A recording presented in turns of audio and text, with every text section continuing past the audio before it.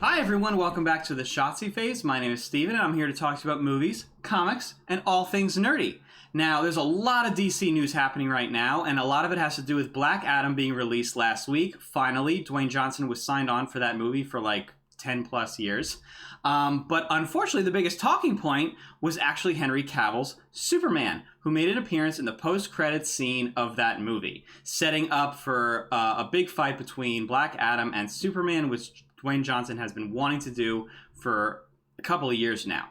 And also, Walter Hamada, head of DC Films, leaving his position, making room for what was announced today. James Gunn and Peter Safran are now running DC Films. Now, rewinding a sec, Dwayne Johnson actually went behind Walter Hamada's back to secure his return as Superman because apparently, according to trades last week, Walter Hamada and that regime was the reason Henry Cavill has not been invited back to be Superman.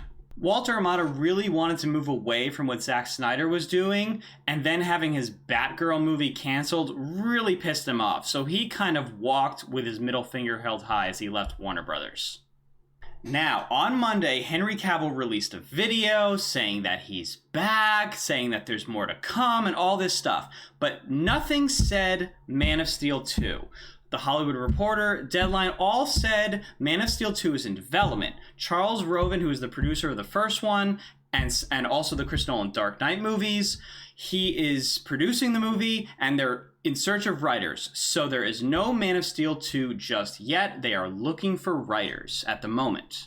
But Henry Cavill now has a small cameo in The Flash as well. His deal for Black Adam and The Flash was more of a one-off, and they're waiting to see how the box office does with Black Adam, if there really is an audience for Henry Cavill's Superman. I know there's an audience for Henry Cavill's Superman. I would like Henry Cavill to return. I know a lot of other gay friends that have also want Henry Cavill to return. My mother even wants Henry Cavill to return as Superman. So that looks like it's happening.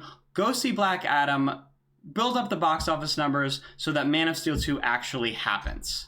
Speaking of The Flash 2, like I said, Henry Cavill supposedly has a cameo now.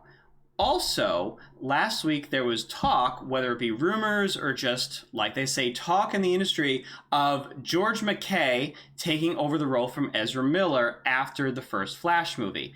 It's no secret that Ezra Miller probably will not be invited back to be Barry Allen in the DCEU after all of the drama he has caused. So they are looking for other options. George McKay was the name that's been going around. I love this option.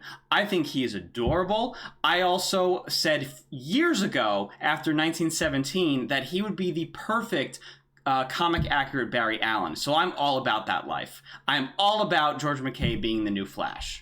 Now let's move over to the Batman and what Matt Reeves is cooking up on that side of the universe. He has not delivered a finished script yet for the Batman 2. He is still working on it. But in the meantime, we have a lot of stuff to look forward to because he is helping work on the Penguin show, starring Colin Farrell, which apparently takes place a week after the Batman movie, showing his rise as the Penguin to be the head of, I'm assuming, Falcone's crime family and becoming Kingpin of Gotham. Also, in the trades last week, it was brought up that he was looking for writers and directors to bring about series or movies about the Scarecrow, the Professor Pig, and also Clayface.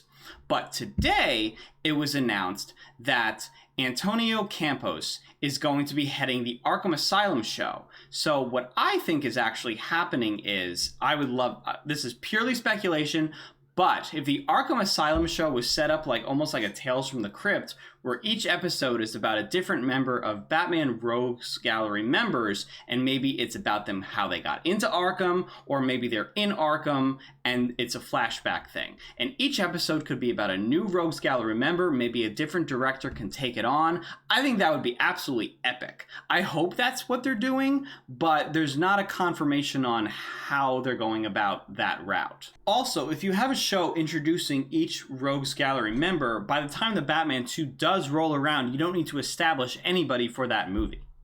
Also, speaking of the Rogues Gallery, Paul Dano, who played the Riddler in The Batman, is writing his own Black Label Riddler origin story in comic book form, and the first issue comes out October 25th. I highly recommend checking it out. I know I will. I'm very excited to see what he does.